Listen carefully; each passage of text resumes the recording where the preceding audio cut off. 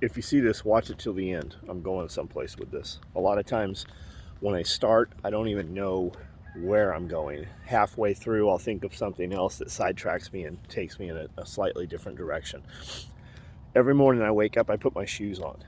And I think about Brian Sayers literally every single morning because he said this to me. He said, when you put your shoes on, do you put on one shoe and one sock?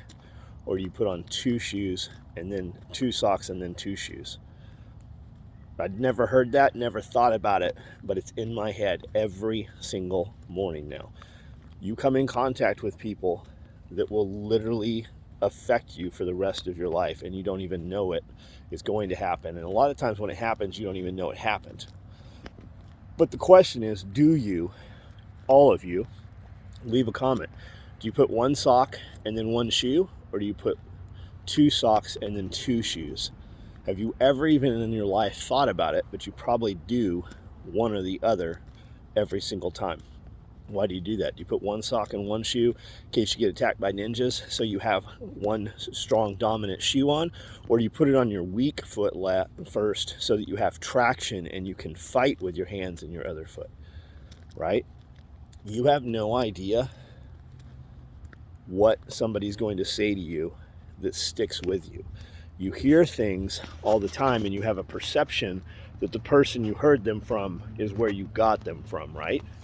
Don't go stupid places with stupid people and do stupid things. I heard that from James Yeager. And then I saw guys take class from James Yeager and then start teaching their own classes down the road and use that, right? But they didn't ever give credit to James. And I literally spent years angry with people, one person in particular. I spent years because this dude stole this from James. And then years after that, I come to find out that John Farnham said that. And that's where James got it from. John Farnham was very instrumental and kind of a mentor in James's life and his training curriculum, I believe. I remember James saying that. But I spent years just not messing with this dude and just thinking this dude was a piece of shit for saying this and not giving it to James. My point is, does it matter where it came from? If somebody heard it from you and they benefited from it and it made them better in their life somehow, right? I always say, I don't know what that is. I always say how you view what you do affects how you do what you do. The way you view it, if you don't view what you do as important, you're not going to do it like it's important.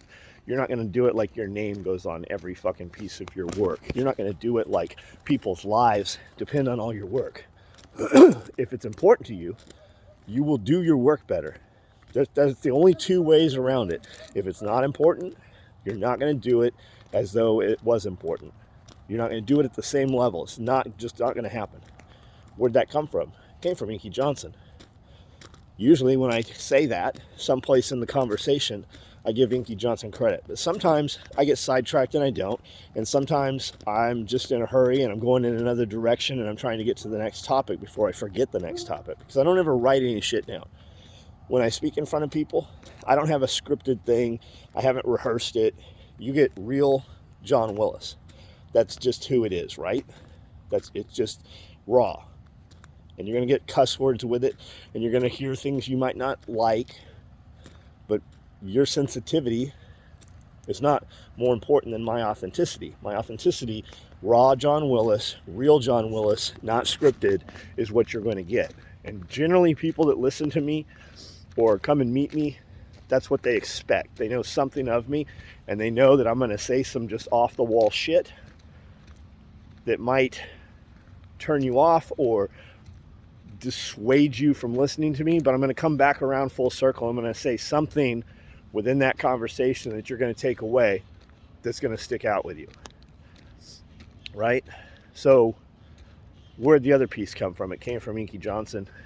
Give credit.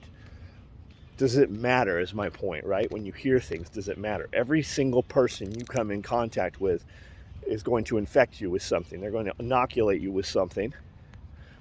Is it for the better or is it for the worst? And even if it's real, even if it's truth, right?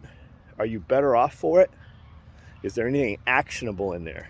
In every conversation, everything you do today, I want you to ask yourself, how can I profit from this? If there's not a profit from it, how can I be better for it? How can this make me better, or how can it make me worse? Right? All the stuff going on with Russia and Ukraine right now. I got on live feed last night and somebody's like, hey, when do you think we'll invade Taiwan? Truth be told, John Willis couldn't tell you where Taiwan was on a map. Definitely find it. I could find it for you, but I couldn't point right to it. It is so insignificant in my everyday being. And when are they going to invade? I don't know. I can't touch it. I can't feel it. I can't affect it. I can't sway it. But if you really think those things are happening, you're hearing right now, we're the closest we've ever been to nuclear war. They said that during Cuba. I remember them saying that at certain points when I was in the 5th grade. I remember hearing it when The Day After came out, the movie The Day After, which I wasn't allowed to watch because it was so violent and horrible and would affect children, right? Of course, kids watch it anyways. They get a hold of it somehow. Just be aware. The powers that be don't care what happens to you or me. It's continuity of government. It's not continuity of civilization. It's not continuity of human beings. It's not continuity of society. It's not continuity of you and me. The people making the choices, they don't care if they kill millions of people. They don't care if they alter the course of your life with programming for flight or fight, and it affects everything, including your heartbeat, your heart rate, your heart health, your mental stability, all of those things. What if all the stuff on the media that you watch, all the fear mongering, all the programming, what if it literally is meant to sidetrack you just a little bit every day to keep you from being 100% person? It disrupts your relationships, it disrupts your business, it disrupts your learning, it disrupts everything. What if that's the difference between the elite people and you? It's just something they know, right? This stuff, we're going to say these things, and it's going to affect all these guys, and they're not going to perform as well, and then they're going to need us, and we're going to be able to do the crazy things that we want to do to them. What if it really is that simple? It's 30 degrees out here. I'm cold. This cat is running around my feet. I'm going to run inside here, and I'm going to get cardio in, and I'm going to work out, and I'm going to do my emails, and I'm going to do things through the day, especially the first 3 hours of the day, that make orders ship to my customers. I try to directly affect at least 20 of my customers' orders every single day by building the last item, the little thing, or finding it, or whatever the issues are. That's what I do. I take care of that. I want to affect 20 individual customers every day whose orders would not have shipped, and I want to make sure that I make them ship. That's what I do every single morning. Those things don't ever change. Those don't ever change, those things, because they make me better. They make my business better. And then when people get here, I'm going to interact with people. I've got 3 hours until that happens. That's why I get up early every morning. Don't be sidetracked, and make sure everybody you come in contact with, make sure that you want to catch what you're going to catch, because you are going to catch something from them. Leave some comments. Left foot, right foot, 1 foot or 2 foot, socks first. How do you do it?